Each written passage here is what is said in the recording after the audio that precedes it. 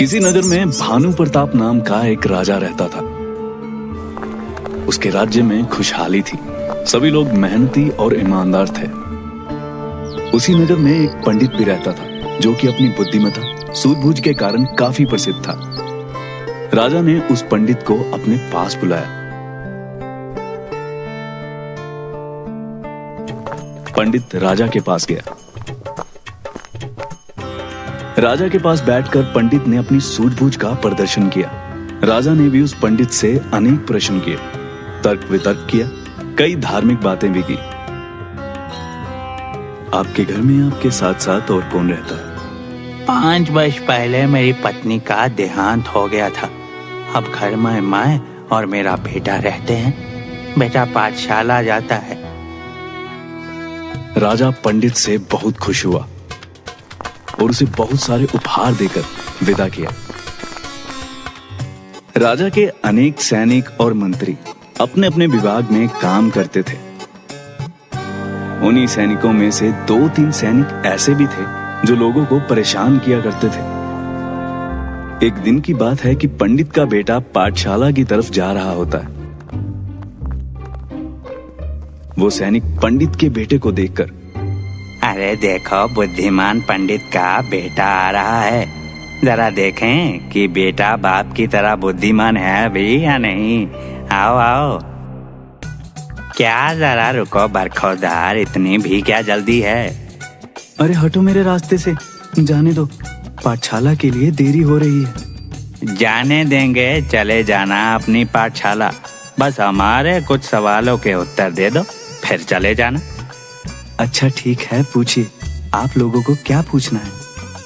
ये देखो, हमारे एक हाथ में सोने का सिक्का है और दूसरे में चांदी का। अच्छा, सोने और चांदी में से बहुमूल्य धातु कौन सी है बताओ, और वो सिक्का तुम्हारा? सैनिक की बात सुनकर पंडित के बेटे ने जरा सोचा। चांदी बहुमूल्य धातु है। ये सुनकर सैनिक हंसने लगे और चांदी का सिक्का उसे दे दिया। सैनिकों ने पूरा वाक्य राजा को जाकर बताया। तुम उस पंडित के बेटे को बार बार पूछते रहो कि सोने और चांदी में कौन सी धातु बहुमूल्य है। सैनिक हर रोज पंडित के बेटे को पाठशाला जाते हुए वही सवाल करते कि बताओ, सोना या चांदी में से बहुमूल्य धातु कौन सी है। पंडित का बेटा हर बार चांदी को बहुमूल्य बताकर सिक्का ले जाता था। इस बात को कई महीने बीत गए। राजा से रहा नहीं गया। उसने पंडित को अपने पास बुलाया।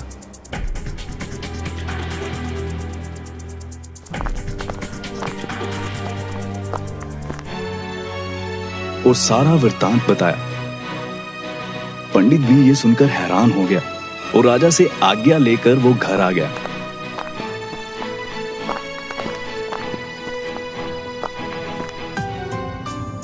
घर पर बेटा पढ़ाई कर रहा था। बेटा, अगर मैं तुमसे ये कहूं कि सोने और चांदी में से अधिक मूल्यवान सोना है या चांदी, तो तुम किसे कहोगे? पिताजी, सोना चांदी से अधिक मूल्यवान है। तो बेटा, राजा के सैनिकों ने तुमसे कई बार पूछा, तब तुमने उनको चांदी को मूल्यवान क्यों कहा? पिता के प्रश्नों का उत्तर देते हुए उसने कहा, हाँ पिताजी, वो सैनिक रोज मुझे तंग किया करते थे और एक ही प्रश्न मुझसे बार बार करते थे।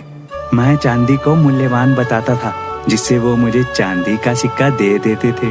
अगर मैं सोने के सिक्के को मूल्यवान बताता तो वो अगली बार मुझे सोने का सिक्का नहीं देते। वो अपने पिता को उन सिक्कों के पास ले गया जो उसने अपनी बुद्धिमत्ता से इकट्ठे किए थे। पंडित राजा के पास गया और सारा किस्सा सुनाया। राजा बहुत खुश हुआ। मेरे बेटे ने चतुराई से अपनी बुद्धि का इस्तेमाल करके एक सोने के सिक्के के स्थान पर ढेरों चांदी के सिक्के इकट्ठे कर लिए, जिनकी कीमत एक सोने से कई गुना ज्यादा है। राजा पंडित के बेटे की चतुराई पर बहुत खुश हुआ और उसे अपने राज्य का प्रमुख सलाहकार घोषित कर दिया।